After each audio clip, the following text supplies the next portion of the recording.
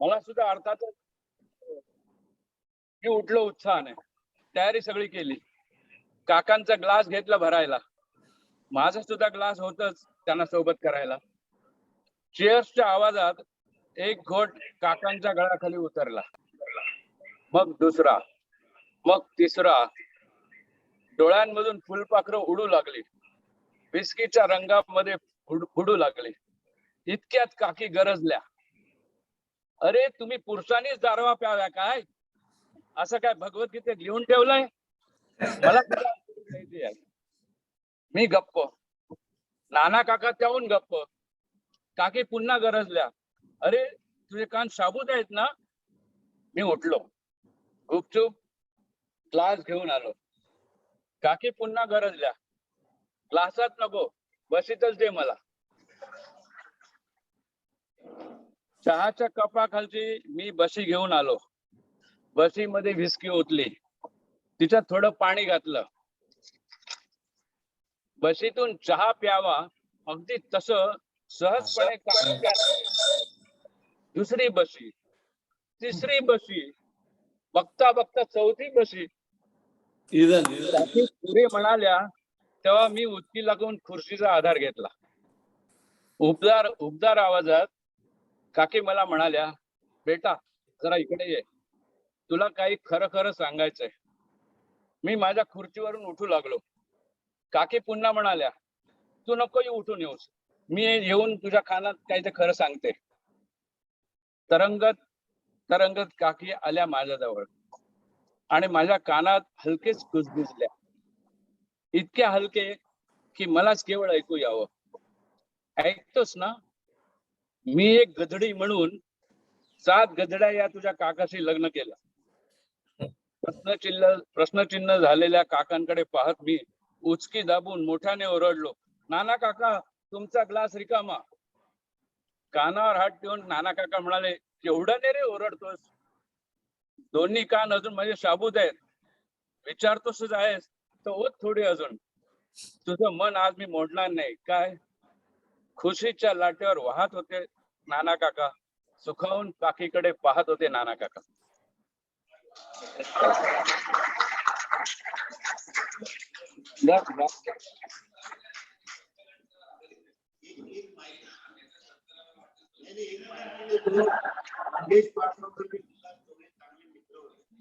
ही कविता शेवटी त्यांनी केलेली आहे, ती मैत्री झाल्यानंतर केलेली असं मला अंदाज आहे.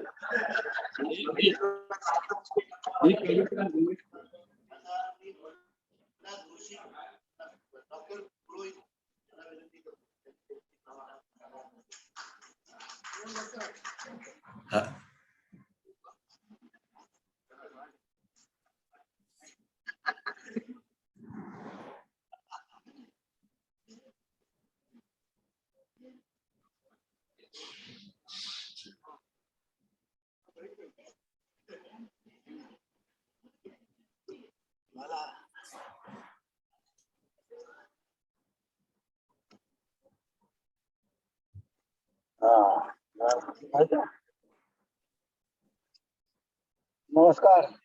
नमस्कार.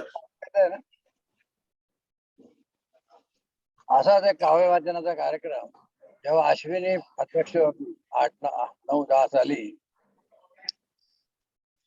जवळ येऊ का? हॅलो, बरोबर आहे. हो. तर जेव्हा त्यांचा कार्यक्रम ठरला अश्विनीचा की असं करू म्हणून, तर मला गर्दीमध्ये बायचान्स विचारलं त्यांनी, अरे सुहास तू कविता म्हणतो का? म्हटलं त्याचा काही मागे रेफरन्स काही दिला की असं प्रोग्राम होणार आहे आणि तू त्यात भाग घेऊ शकतोस का वगैरे, असं काही त्याला हे लावलं, शेपूट लावलेलं नव्हतं. कविता म्हणतो मी आपलं, म्हटलं नाही बाबा असं काही नाही. पण नंतर जेव्हा प्रोग्राम झाला अर्थात तेव्हा मी नाव घोषवू शकलो असतो, पण मग सोडून दिलं. तर त्यानंतर आज होतोय, आय एम व्हेरी हॅपी. आणि मी आल्यानंतर पहिलंच नाव माझं दिलं, please write my first name. पण त्याच्या आधी कोणीतरी 4-5 लोक घुसवून दिली. तर मी याला रिक्वेस्ट केली, जर अलीकडे कारण माझीच नेमकी कविता कोणी वाचली तर पंचायत व्हायची. म्हणजे मला डुप्लिकेट काढायला लागेल.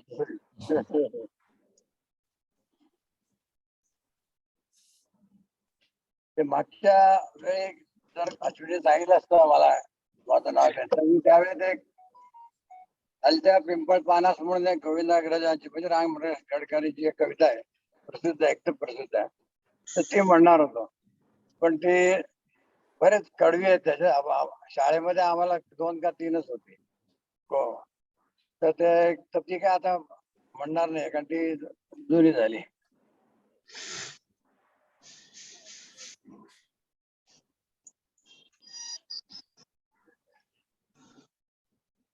बाबा बोरकरांची कविता मी म्हणणार आहे. बाबा बोरकर यांचं गावाचं नाव बोरी होतं. तर त्यांच्या घराजवळूनच एक मोठा तलाव होता घराजवळ आणि ते ठराविक दगडावर आणि याच्यावर म्हणजे त्या बैठकीवर त्यांच्या बसायचे.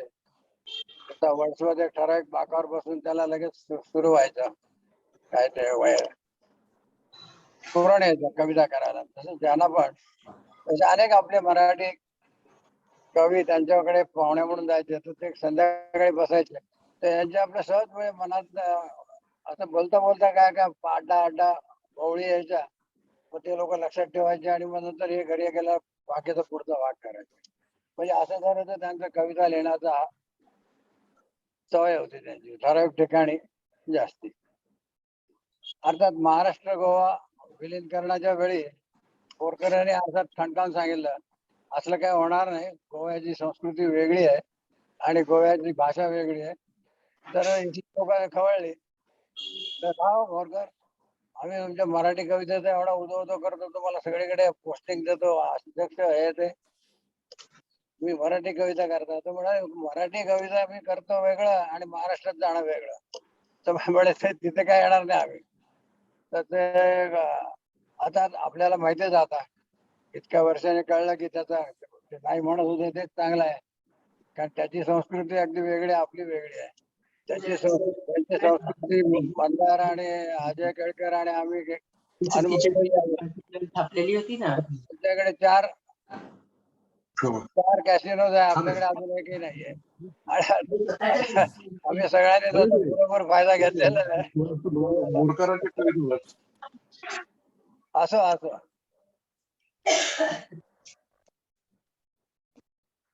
कवितेचं नाव आहे तेथे कर माझे जुळते. आपल्या समाज जीवनात किंवा आपल्या एरवीच्या जीवनात सुद्धा ते अनेक लोक आपल्याला साठी धडपडत असतात, कामं करत असतात. समजा रस्त्यावर डांबर टाकणारा माणूस आहे, तो सुद्धा आपल्यासाठीच करत असतो, पण त्याचं कोणी कौतुक करत नाही किंवा हे करत नाही. किंवा ही जगाला सगळीकडे तुम्ही बारीक सारीक गोष्टी बघाल तर ते करणारे फार महत्वाचे असतात. तर तेथे कोणी करत जुळवत नाहीत. तर तसा अशा लोकांकडे बघून बाबा बोरकरांनी ही कविता लिहिली आहे. तेथे कर माझे, हे अर्थात गाणं पण आहे, प्रसिद्ध गाणं आहे. तेथे कर माझे जुळती दिव्यत्वाची जेथ प्रचिती, तेथे कर माझे जुळती. आता एवढं गायला आता खूप झालं. आता आता आता रेग्युलर कविता म्हणतो. मंदिरे संस्कृती शरस्वागत हसतची करती कुटुंब हितरता. म्हणजे सामान्य संसारातल्या माणसासाठी माहिती आहे. गृहस्थ जे हरी हुरात रिजवत सदनी फुलबागा रचती, तेथे कर माझे जुळती.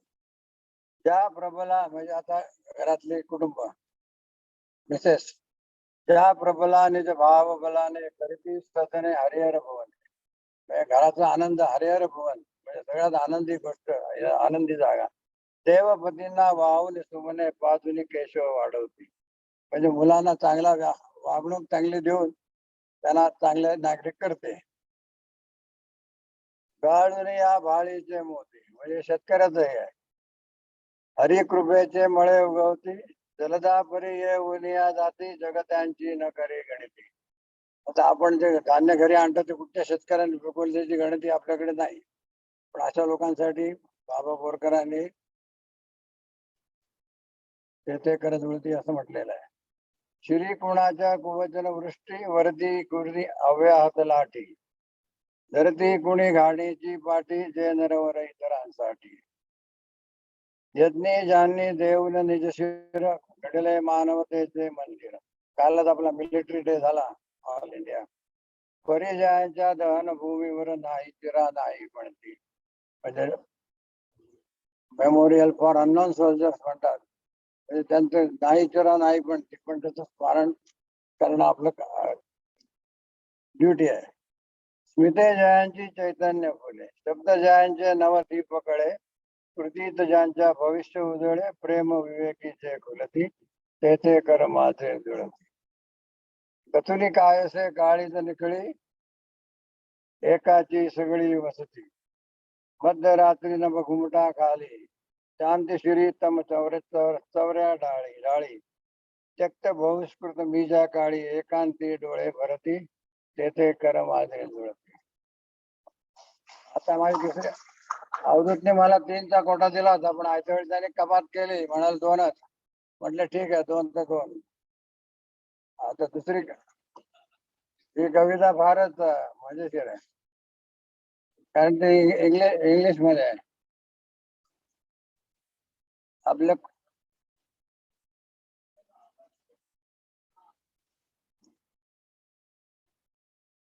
खुशवंत सिंग यांचं नाव सगळ्यांना माहिती असेल. ते आपल्या इलस्ट्रेटेड विकलीचे बरेच वर्ष संपादक होते आणि त्यावेळी ते फारच पॉप्युलर मॅगझिन होते इंग्लिश. त्यांचे वडील सर शोभा सिंग, दिल्लीचे सगळ्यात मोठे आर्किटेक्ट. हे जे इंडिया गेट आहे प्रचंड मोठं, त्यांनी पाहिलं त्यांना कळलं असं बघायला लागतं. ते त्या शोभा सिंगांची कलाकृती आहे ती. तर हे खुशवंत सिंग त्यांचे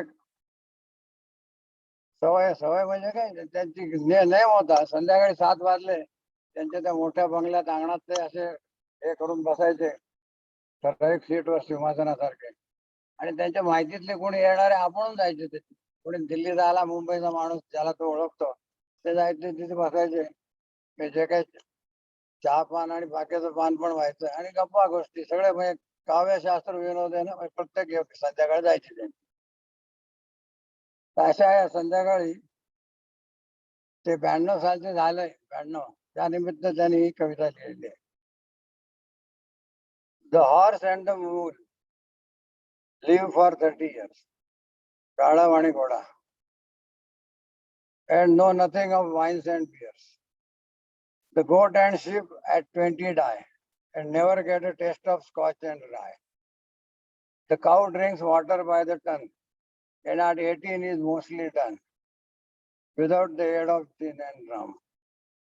Cat in milk and water soaks, then in 12 short years it croaks.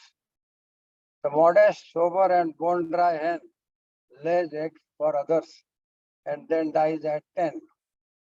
All animals are strictly dry. They sinless live and swiftly die. But sinful, ginful, rum-soaked men survive for 60 years and 10. 93 वर्ष जगतात. And some of them, though very few, stay pickled till they are 92. स्वतःची ही theory लिहिली. So never shed a tear. Drink a beer. Celebrate the past, toast the future, and have a rocking Happy New Year. Thank you.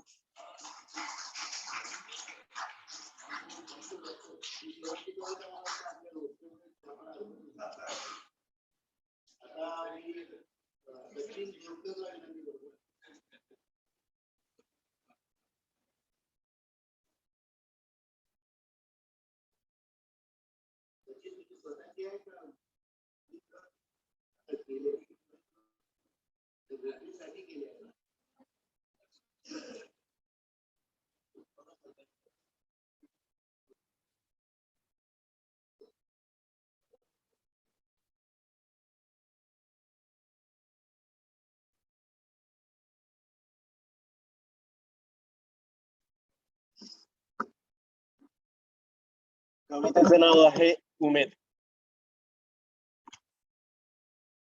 पाहिला आम्ही परकीय औरंग्या 90 पर्यंत जगताना, आणि स्वराज्यासाठी झटणाऱ्या संभाजींना ऐन तिशीत जाताना. पाहिले आम्ही लोहपुरुष निवडून येऊनही पंतप्रधान न होताना, आणि निवडून न येताही वशिल्याचे चाचा पंतप्रधान होताना. पाहिले आम्ही राष्ट्रपिता राष्ट्राचेच तुकडे करताना, आणि अखंड हिंदुस्थानची आस धरणाऱ्यांच्या अस्थि विसर्जित न होताना. पाहिले आम्ही स्वदेशात पंडित बलात्कार आणि घर बेघर होताना आणि लूट करणारे बंदे पीडित म्हणून मलिदा गिळताना.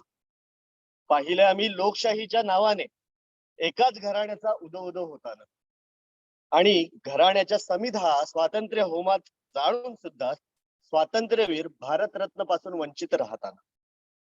कुठून तरी पुरी उमेद जागली 2014 ला.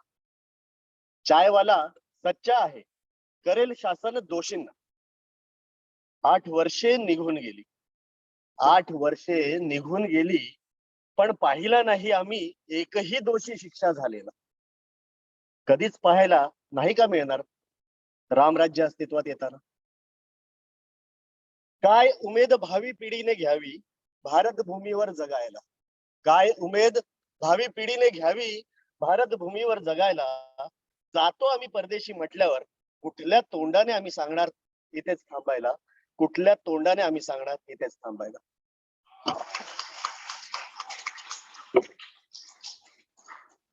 अजून एक कविता, 2 कविता सांगितलं.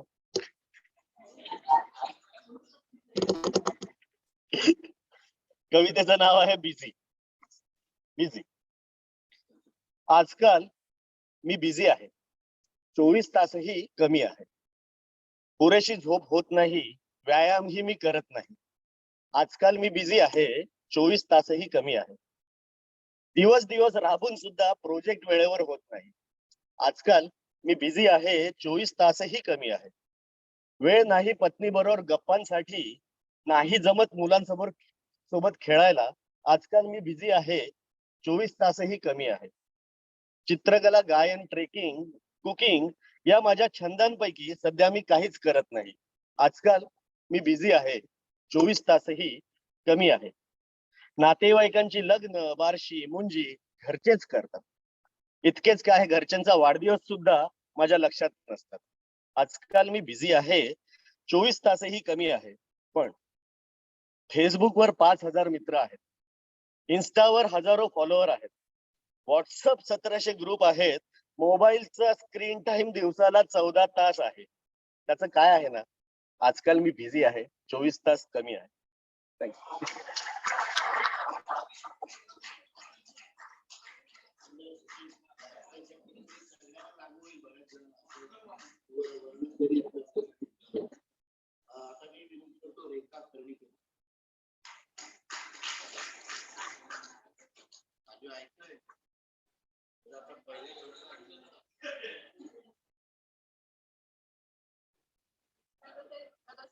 दाखवणार होतो पण हे जे पिक्चर आहे ना याच्यावरती केले कवी. हा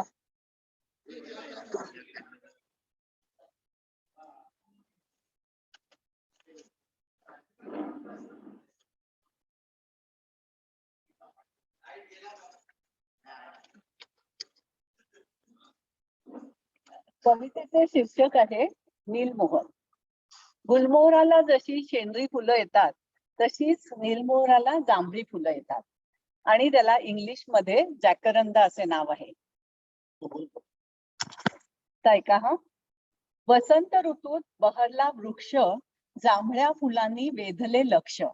वसंत ऋतूत बहरला वृक्ष, जांभळ्या फुलांनी वेधले लक्ष. नीलमोहराला आला बहर, नीलमोहराला आला बहर. नाजूक फुले दिसती सुंदर.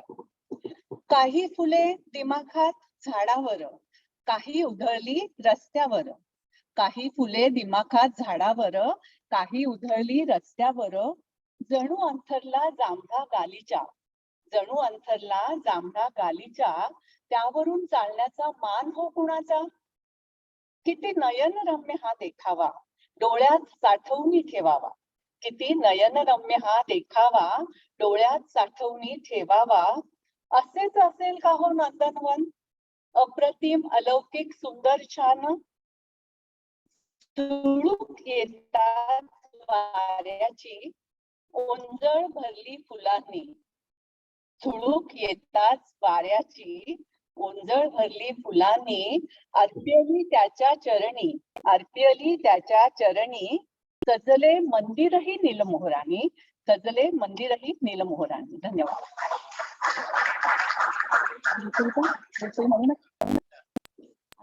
पुण्याला दिसतात. आता दुसरी कविता आहे. कवितेचे शीर्षक आहे कहाणी साताची. म्हणजे 7 नंबरचं आपल्या जीवनातलं महत्व. जरा मजेशीर अशी कविता आहे, ऐका.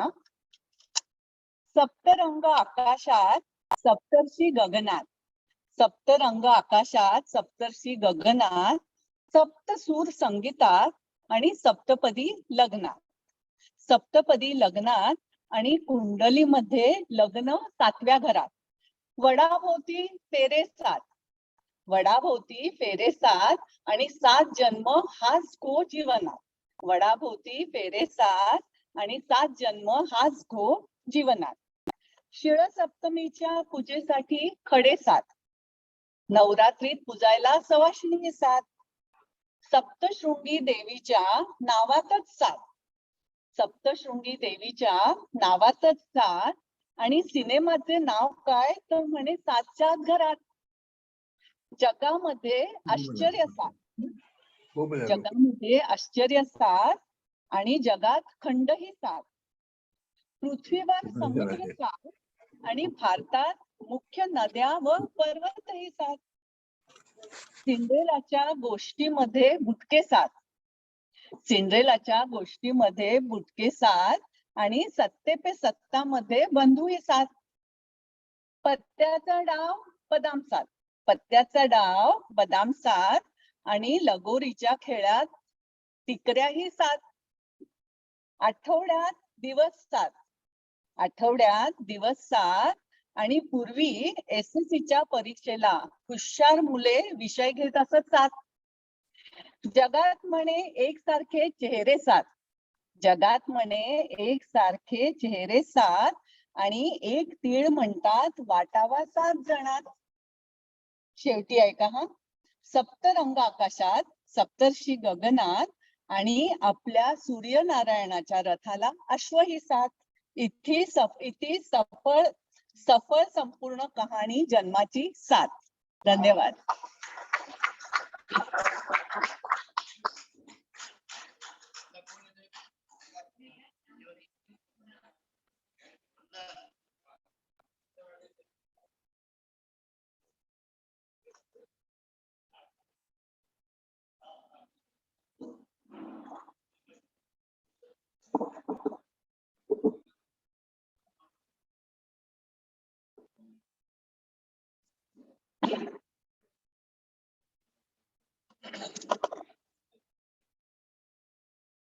नमस्कार. आताच सचिनने आपल्याला सोशल मीडियावर आपण किती बिझी आहोत आणि याविषयी सांगितलं. मध्यंतरी मी सोशल मीडियावरती बरंच काही लिहित असतो, पॉलिटिकल लिहित असतो, काही सटायर्स लिहित असतो. सो मला असं डोक्यात आलं की आपण ह्याच्यावरतीच एखादी कविता करावी. कवितेला असं काही शीर्षक वगैरे दिलेलं नाहीये, तुमच्यापर्यंत पोहोचण्याचा प्रयत्न आहे. गप्प बसा रे ही शाळेपासूनची संस्कृती आणि प्रथा. गप्प बसा रे ही शाळेपासूनची संस्कृती आणि प्रथा, गांधीजींच्या 3 माकडांसारखी आमची व्यथा.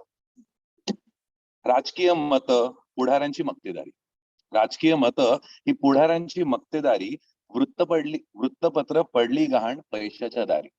तुम्ही मार्क करा की पूर्वीच्या काही काळापासून एक पॅटर्न होता की त्या पर्टिक्युलर वृत्तपत्रांमध्ये त्याच पक्षाची भलामण केली जायची. सो राजकीय मतं, पुढाऱ्यांची मक्तेदारी, वृत्तपत्र पडली गहाण पैशाच्या दारी. आता मात्र आम्ही पोस्टद्वारे मांडतो आमची व्यथा सारी. आता मात्र आम्ही पोस्टद्वारे मांडतो आमची व्यथा सारी. कोणाला पटते भूमिका, कोणाला वाटतं वाईट, कोणाला पटते भूमिका, कोणाला वाटतं वाईट. कोणी उडवतं खिल्ली आमची, कोणी म्हणतं Mandar you are absolutely right. आमच्या मताचा वोटिंग, आमच्या मताचा संबंध फक्त दानाशी, आमच्या मताचा संबंध फक्त दानाशी. 5 वर्षांनी एकदा पुढारी यायचा दाराशी. आमच्या पोस्टची आता त्यालाही दखल घ्यावीशी वाटते. सोशल मीडियावरती एखादा काही आर्टिकल एखाद्या नगरसेवकाच्या विरुद्ध किंवा आलं तर तुम्हाला नक्की कॉन्टॅक्ट करतो. सो आता आमच्या पोस्टची त्यालाही दखल घ्यावीशी वाटते. पोस्ट व्हायरल झाली तर त्याचीही संवाद फाटते. मध्यमवर्गीय आम्ही आता चंग बांधलाय. मध्यमवर्गीय आम्ही चंग बांधलाय. भ्रष्टाचार अन्यायाविरुद्ध आता आम्ही जंग मांडलाय. अहो रस्त्यावर उतरायची अजून छाती नाही आमची. म्हणून व्हॉट्सअप, FB आणि ट्विटर वरती हा येळकोट मांडलाय. आणि या सगळ्या माध्यमातून लढाई करणाऱ्या आमच्या मित्रांना मला एक सांगायचं आहे की अश्मयुगापासून माणसांनी वस्त्र बदलली. काळ बदलला तशी लढाईची शस्त्र बदलली. तुमच्याही बोटांवर आता एक सुदर्शन आहे. पण सांभाळून वापर करा, हे दुधारी शस्त्र आहे.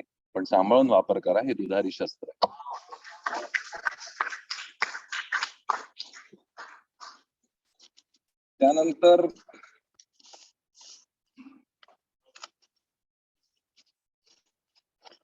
त्यांनी सचिनने आता एक उल्लेख केला होता कवितेमध्ये, पंडित आणि बंदे असा काहीतरी काश्मीरी पंडितांबद्दल त्याचा उल्लेख होता. काही वर्षांपूर्वी या गोष्टीला काहीतरी 25 वर्ष वगैरे झाली म्हणून त्याच्यावरती भरपूर काही चर्चा वगैरे पण झाल्या. त्यावेळेला सुचलेला एक पॉलिटिकल हे आहे, कुठल्याही पक्षाचा उल्लेख नाहीये, पण कश्मीर की घाटी से खदेड़े हुए हिंदू, कश्मीर की घाटी से खदेड़े गए हिंदू अब अपने ही देश में शरणार्थी है. कश्मीर की घाटी में खदेड़े गए हिंदू अब अपने ही देश में शरणार्थी है. किससे जाके शिकायत करे वो, सरकार निकम्मी और मीडिया स्वार्थी है. किससे जाके शिकायत करे वो, सरकार निकम्मी और मीडिया स्वार्थी है. 14च्या आधीच आहे. अपनी कश्मीरी बहनों की लुटती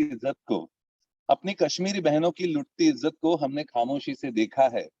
जरा बताओ हिंदुस्तान वालों, अहिंसा की क्या सीमा रेखा है. असहिष्णुता हे मध्यंतरी खूप चालू होतं ना. असहिष्णुता के शब्द छल में तुमको बस उलझाया है. असहिष्णुता के शब्द छल में तुमको बस उलझाया है. याद रखो कभी कभी तलवार ने ही कई सारे प्रश्नों को सुलझाया. हमने सुना है कि हिंदू मुस्लिम एक ही ईश्वर के लाल है. आपल्याला हे बरेच वेळेला कॉमनली सांगितलं जातं की अरे एकच आईची लेकरं आहेत, एकाच ईश्वराची लेकरं आहेत. हमने सुना है कि हिंदू मुस्लिम एक ही ईश्वर के लाल है, फिर क्यों झेलम का पानी सिर्फ हिंदू के रक्त से लाल है. हमने सुना है कि हिंदू मुस्लिम एक ही ईश्वर के लाल है, फिर क्यों झेलम का पानी बस हिंदू के रक्त से लाल है. माना अहिंसा परमो धर्मः, ये हिंदू धर्म की दीक्षा है. माना कि अहिंसा परमो धर्मः हिंदू धर्म की दीक्षा है, पर धर्म हिंसा तथैव च, ये भी हमारी शिक्षा है. धन्यवाद.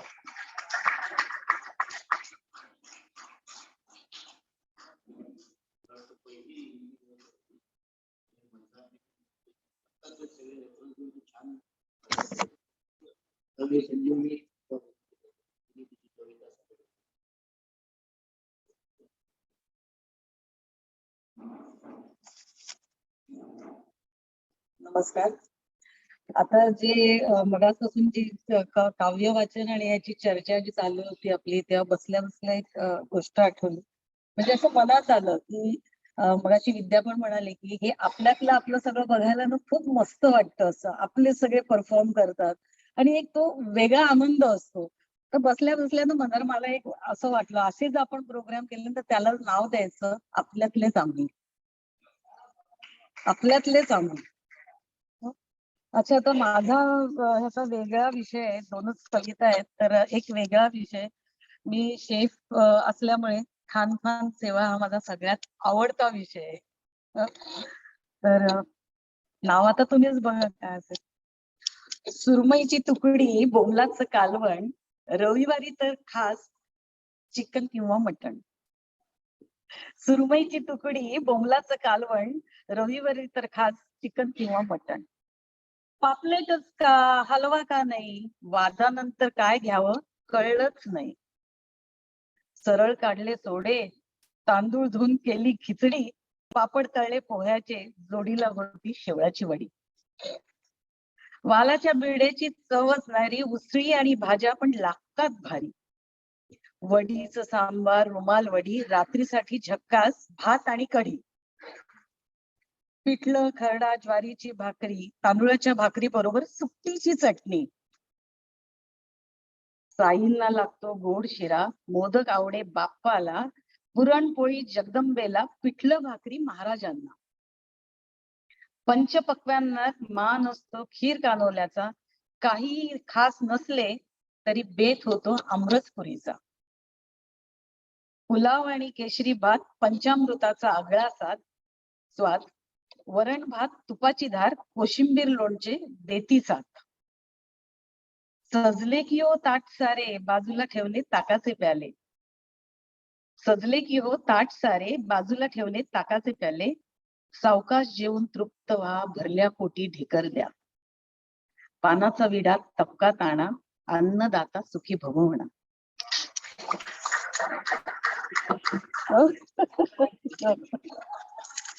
अच्छा, आता एक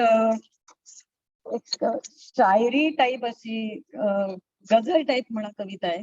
कारण एका कॉलेजच्या वगैरे याच्या त्या सुरेश भटांचा थोडासा पगडा झाला होता. सुरेश भटांच्या गझल आणि त्याच्यात शायरों वाली रात मैं बहुत खुश था. शायरों वाली रात मैं बहुत खुश था, क्योंकि उनके दिल में मैं अभी तक जिंदा था. क्योंकि उनके दिल में मैं अभी तक जिंदा था. बरसों पहले वो मेरे दिल के बहुत करीब थी, मगर उनके पास जाकर बोलने की तो मुझमें हिम्मत नहीं थी. कभी कभार उसकी नजर मुझे देखकर झुकती थी, बस इतना ही था, मगर वो मेरे दिल के करीब थी. एक दिन पैगाम आया उनके निकाह का. एक दिन पैगाम आया उनके निकाह का. मैं कुछ नहीं कर पाया, उसको मेरी याद बनाकर रख दिया. जमाने के साथ मैं भी आगे निकलता गया, यादें भी दूर निकल गई और मेरे हाथों में किसी और का हाथ आ गया. शहर में मेरे जनानियों के शेरो शायरी का मुकाबला था. शहर में मेरे जनानियों के शेरो शायरी का मुकाबला था. सुनने की बड़ी ख्वाहिश ने हमें वहां पहुंचा दिया था. हर एक नगमा बहुत कुछ कहता गया. हर एक नगमा बहुत कुछ कहता गया. एक एक शेरो शायरी ने दिल बड़ा खुश कर दिया. बस एक मीठी सी आवाज ने दिल को फिर से पुकारा. बस एक मीठी सी आवाज ने दिल को फिर से पुकारा. वही आंखें, वही नजाकत, वो जमाना याद आ गया. मेरी आंखों ने भी मुझसे कहा, आज हमें भी बहने दो, तुम्हारी याद का ये पैगाम हमें भी तो सुनने दो. मुझे अपने दिलों में बसाकर उन्हें अपने दिल की दास्तां सुनाई.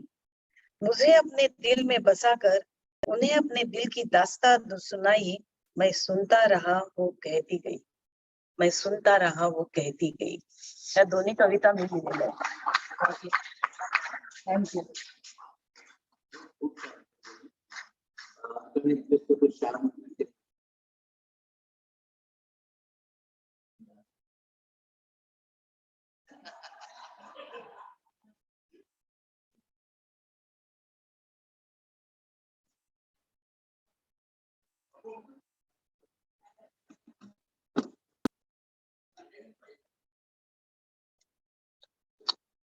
लिहिण्या वेळण्याच्या भानगडीत मी कधी पडलो नाही. I think you should be glad for it actually. खूप जुनी कविता आहे, पण गेल्या दशकामध्ये बऱ्याच सेलिब्रिटीजनी म्हटल्यामुळे आणि व्हॉट्सअपवर बरीच सर्क्युलेट झालेली आहे. माझ्या आय एक्सपेक्ट की बऱ्याच जणांनी ऐकलेली असेल.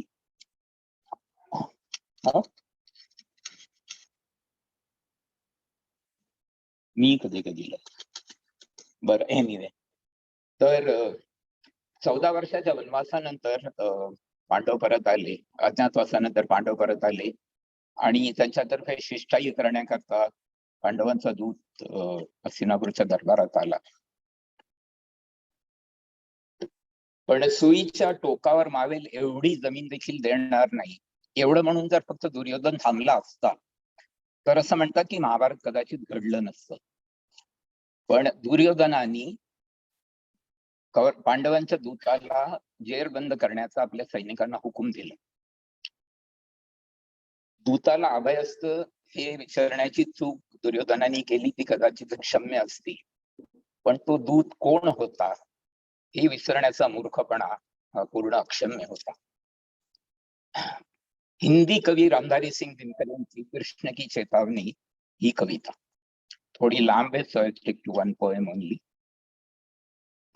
वर्षों तक वन में घूम घूम बाधा विघ्नों को चूम चूम, सह धूप घाम पानी पत्थर, पांडव आए कुछ और निखर।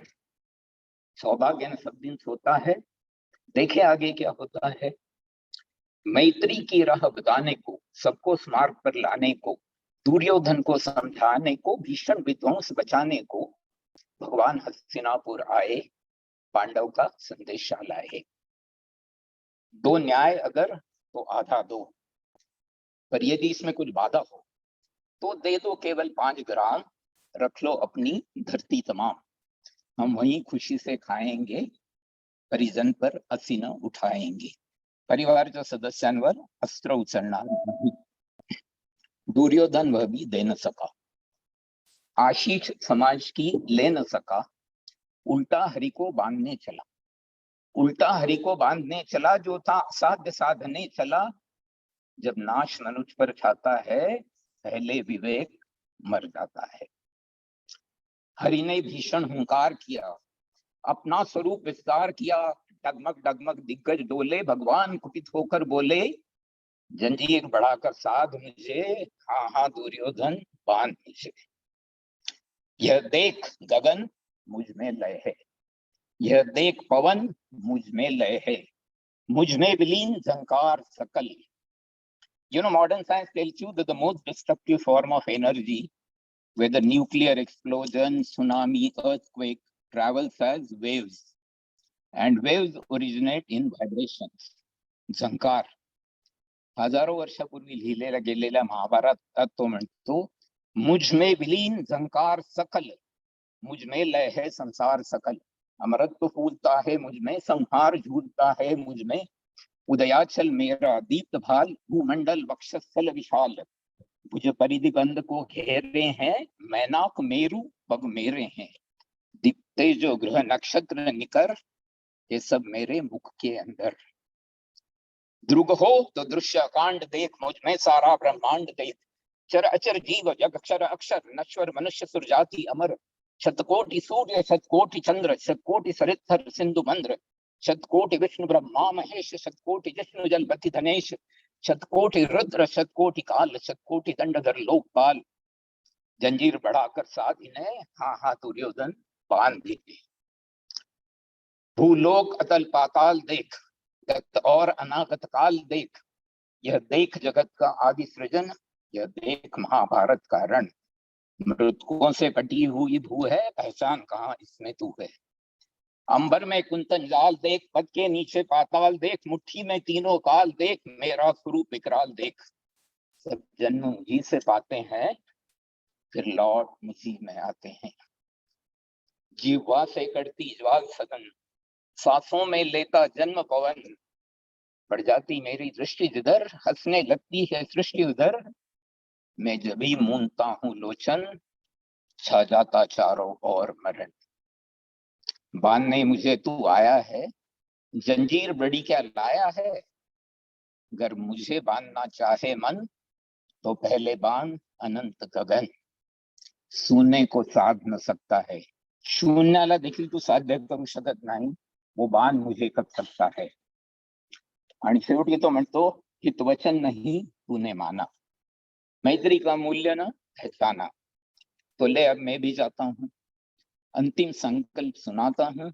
याचना नहीं अब रण होगा, याचना नहीं अब रण होगा। जीवन जया कि मरण होगा, टकराएंगे नक्षत्र निकर, बरसेगी भू पर वन्नी प्रखर, पण शेषनाग का डोलेगा, विकराल काल मुंह खोलेगा, दुर्योधन रण ऐसा होगा जैसा कभी नहीं होगा। भाई पर भाई टूटेंगे, विषबाण बूंद से छूटेंगे, वाय श्रृगाल सुख लूटेंगे, सौभाग्य मनुज के फूटेंगे, आखिर तू भूषाई होगा, हिंसा का पर दाई होगा। You will be responsible for the थी सभा सन्न, सब लोग डरे, चुप थे या थे बेहोश पड़े, केवल दो नर अघाते थे, धृतराष्ट्र विदुर सुख पाते थे, कर जोड़ खड़े प्रमुदित निर्भय, दोनों पुकारते थे जय जय, दोनों पुकारते थे जय जय, दोनों पुकारते थे जय जय।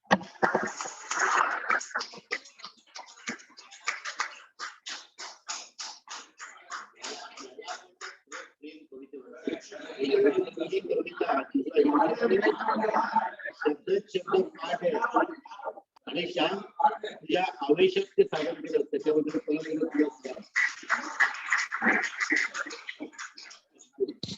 सगळ्यांचं झाल्यावर मी पण म्हणू शकते का?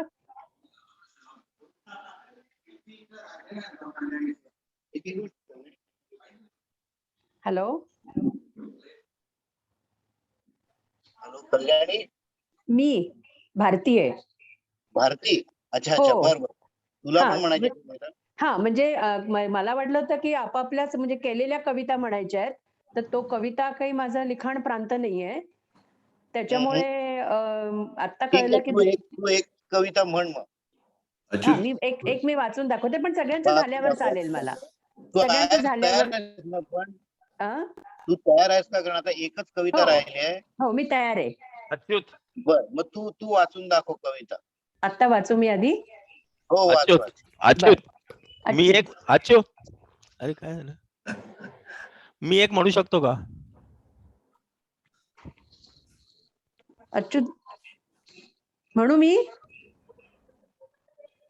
म्हणा. हा, ओके.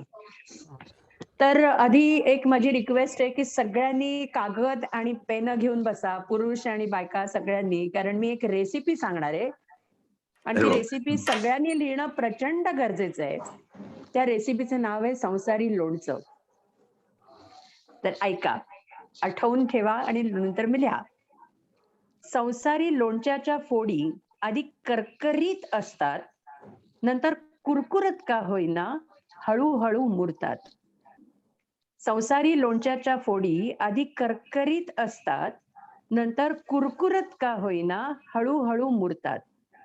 या लोणच्याचं वैशिष्ट्य ते बाजारात मिळतच नाही.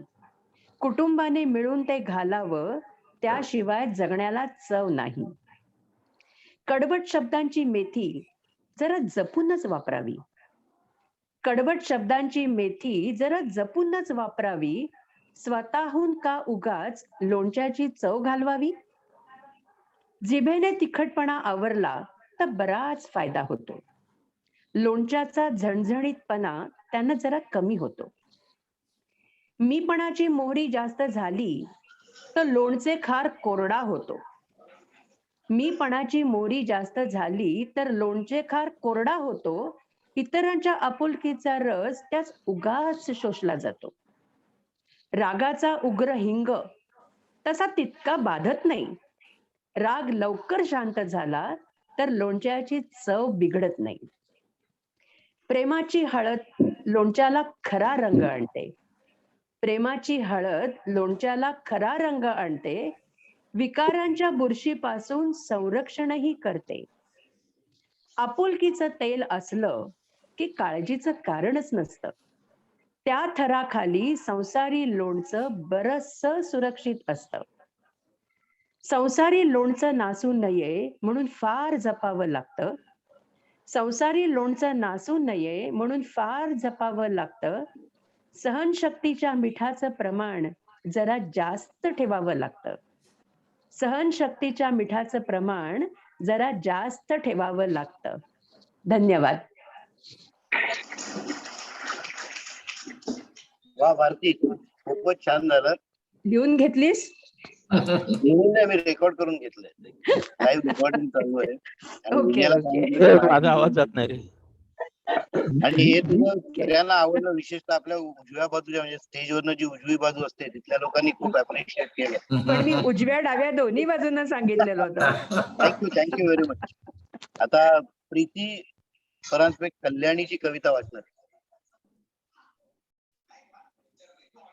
कोण? कल्याणी आहे का ती? कल्याणी तू वाचू शकतो का? आनंदचा आग्रह आहे की तूच वाचावीस म्हणून. नाही प्रीतीला वाजू दे ना, आवाज बसलाय माझा. बर ठीक आहे. आता प्रीती परांजपे वाचते कल्याणीने केलेली कविता.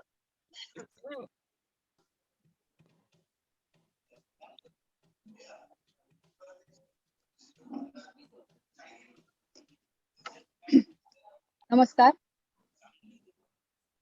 आता काही दिवसांपूर्वीच सिंधुताई म्हणजेच माई आपल्यातून निघून गेल्यात. त्याच्यावर कल्याणीने एक छान कविता केली आहे, ती मी फक्त वाचतेय. मी आधी कशी कविता वगैरे वाचली नाहीये, तर भावभी तुम्ही सगळे समजून घ्या.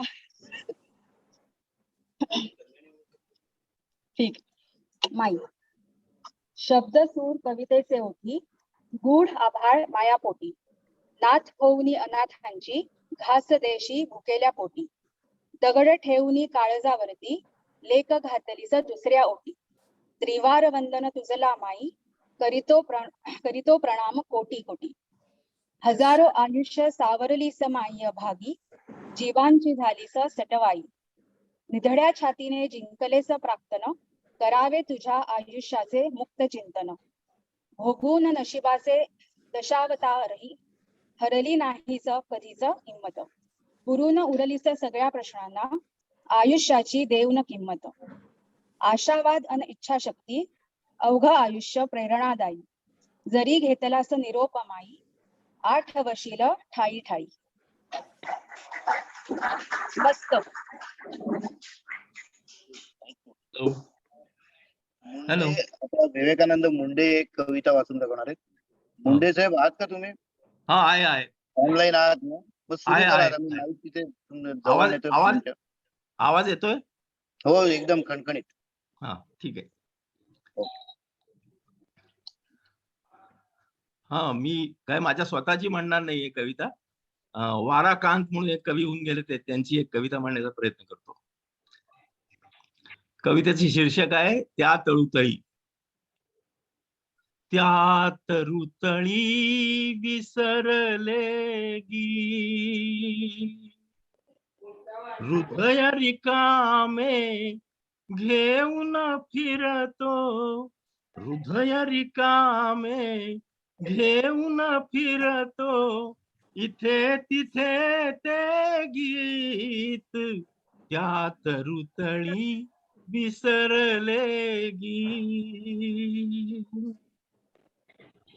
मुक्या मना मग भार भावना, स्वरातुनी चमकते वेदना, मुक्या मना मग भार भावना, स्वरातुनी चमकते वेदना, तप्त बने तुडवीत हिंडतो, ती छाया आठवीत त्या तरुतळी विसरले गी. विशाल तरु तरी फांदी लवली, थंडगार घनगर्द सावली, विशाल तरु तरी फांदी लवली, थंडगार घनगर्द सावली, मनीची अस्फुट स्मिते झळकती, मनीची अस्फुट स्मिते झळकती, असे कवड सेतीत त्या तरुतळी विसरले गी. मदालसा तरुवरी रेलुनी, वाट बघे सखी अधीर लोचनी, पान जाळी सळसळे, पान जाळी सळसळे, वळे ती मथित हृदय कवळीत, त्यात रुतळी विसरले गी. पदर ढळे कचपाश, भुरभुरे नव्या उभारीत, ऊर थरथरे. पदर ढळे कचपाश, भुरभुरे नव्या उभारीत, ऊर थरथरे. अधरी अमृत उतू जाय, अधरी अमृत उतू जाय परी, पदरी हृदय विचेत, त्यात रुतळी विसरले गी. उभी उभी वा वा वा, छान, एकदम छान झालं. उभी उभी हॅलो. ती तरुवरी, अजून किती आहे? किनली भ्रमणे ममतम, थकली गळली. एक गीत परी चरण विखुरले, एक गीत परी चरण विखुरले. द्विधा हृदय संगीत, त्यात रुतळी विसरले गी. थँक्यू. वा वा, खूपच छान, मजा आली. आता याच्यानंतर मी संजीवनीला विनंती करतो की एक भैरवीची कविता आपण नंतर, आपण भैरवीची कविता झाली की मग हे संजीवनी.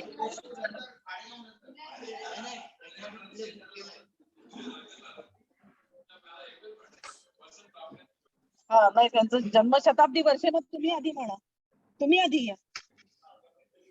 हा, मी भैरवी आहे.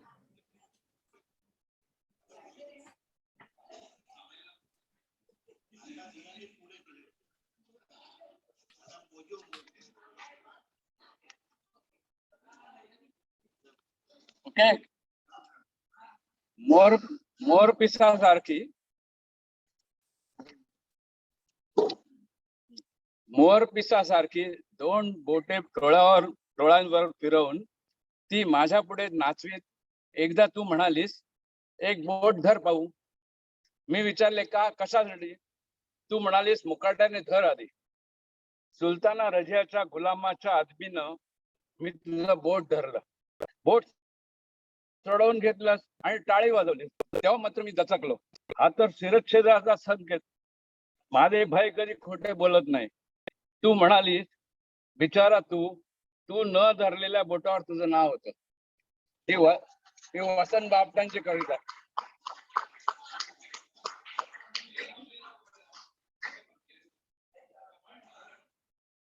म्हण.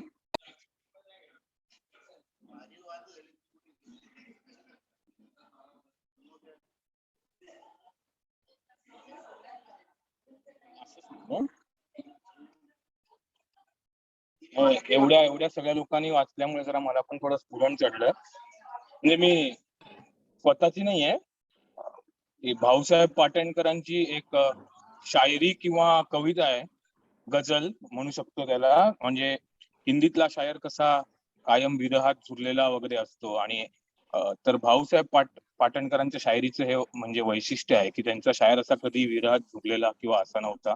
सो त्यांची एक गझल किंवा शायरी किंवा आहे, तुम्ही ऐका जरा. भ्रमरापरी सौंदर्य वेडे असू जरी आम्ही, भ्रमरापरी सौंदर्य वेडे असू जरी आम्ही, इश्कात ना कधी भिक्षुकी केली आम्ही. अस्मिता इश्कात साऱ्या केव्हाच ना विसरलो, अस्मिता इश्कात साऱ्या केव्हाच ना विसरलो. आली तशी ही वेळ तेव्हा इश्क सारा विसरलो.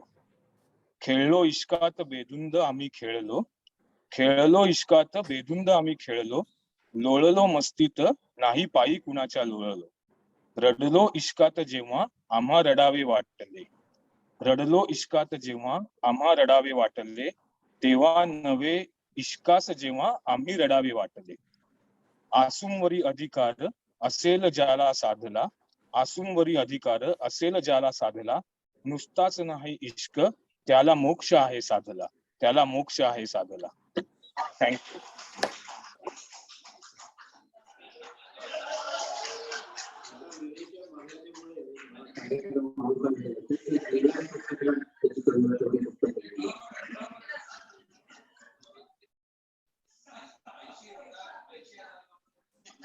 शॉक होऊ नका, मी खरोखरच कविता म्हणतो.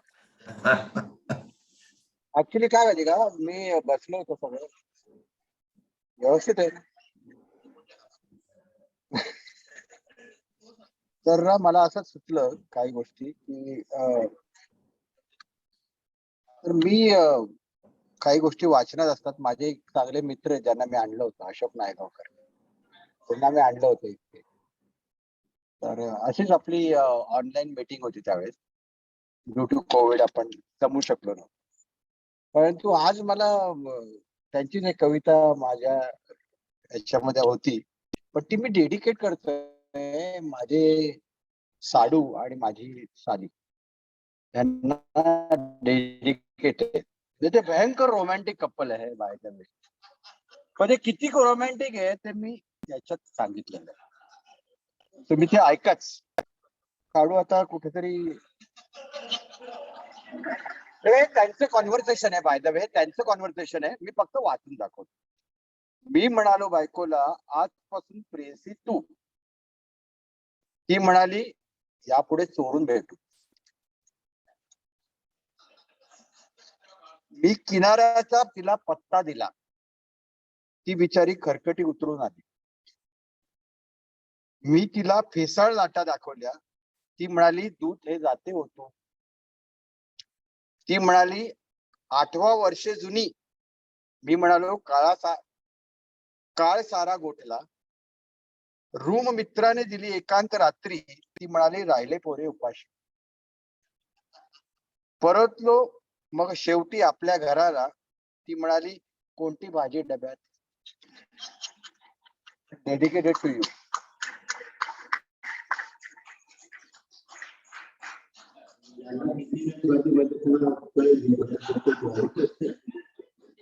संजीवनीला फायनली विनंती करतो, फायनली शेवटची कविता डॉक्टर शर्मा बंडेसकर, डॉक्टर शर्मा बंडेसकर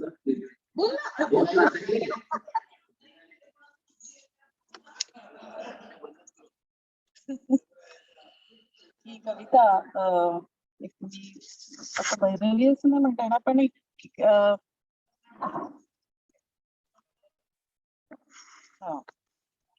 कुंभाराचे 2 हात या माझ्या कवितेचं नाव आहे. श्रमाशिवाय निर्मिती नाही, निर्मितीशिवाय पूर्ती नाही. श्रमाशिवाय निर्मिती नाही, निर्मितीशिवाय पूर्ती नाही. जीवनाच्या चक्राची गती कधीच खुंटली नाही. कुंभाराच्या चाकावरचे कुंभ मला हेच सांगतात. माझे मन शोधत बसते कुंभाराचे 2 हात, ज्याच्यामधून रचला जातो विश्वाचा भव्य थाट. केवढे असतील त्याचे श्रम, निर्मितीची केवढी हौस. आकाशाचे चंद्र तारे बनविताना केवढी मौज. माझं एकच म्हणणं आहे, आपण त्याला साक्षी व्हावे. माझं एकच म्हणणं आहे, आपण त्याला साक्षी व्हावे. जेव्हा कोरतो अव्यक्तातून विश्वाचे तो रूप नव्हे, विश्वाचे तो रूप नव्हे.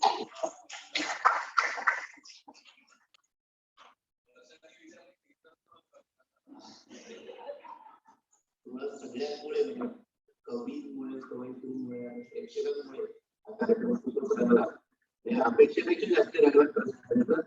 आपण मुलांना विनंती करू का, आपण आणखी जोरदार तयारी करू हा कार्यक्रम सादर करू. बरोबर. Good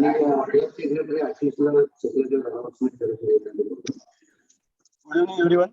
It was a wonderful program today, and I request all of you who have recited the poems today to send it to me on WhatsApp so that we can publish it in the next rotator. Birthdays.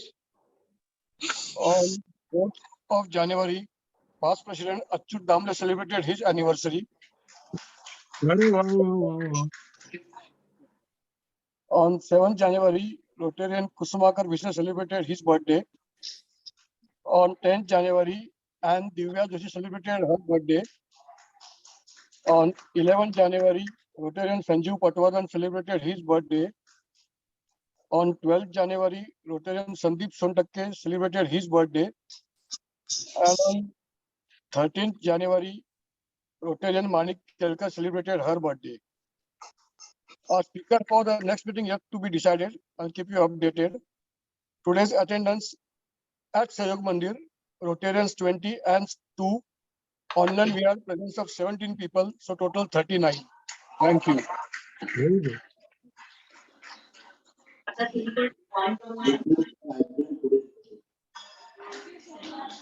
Achyut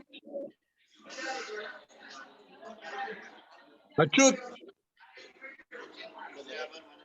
हे अच्युत हे सचिन जरा अच्युतला सांग कार्यक्रम छान झाला very good. Yes yes, Achyut कार्यक्रम छान झाला म्हणून सांगितलं. थँक्यू. पण तुझे ते अॅनिव्हर्सरी जी होती ते आम्हाला कसं काय कळणार, कारण त्याचं काही झालंच नाही काही. आवाज नाहीये बंद करतोस. अरे नाही, आवाज नाही. अॅनिव्हर्सरीचं आम्हाला कसं कळेल, काहीतरी त्याच्यासाठी व्हायला पाहिजे ना. बंद केलं. माईक बंद. आवाज येत नाहीये आणि मीटिंग बंद करतोय. बरोबर okay okay okay okay okay. काहीच कळत नाही. Hello, this is Venkat here. How is our president? Hello, Hello. तिथे आवाज नीट येत नाही ऐकायला. One minute. हॅलो, हा doctor Venkat. Yeah, yes sir. I just wanted to know. I saw, some. I think he was watching also from his hospital. How is he? Yes. Although it's fine, his reports are normal. Very good. It was a wonderful Yeah. program. A very nice Yes, thank you, program, sir. and I thoroughly enjoyed it. Thank you. Okay, sir. Yeah, thank you. Closing meeting. Yeah.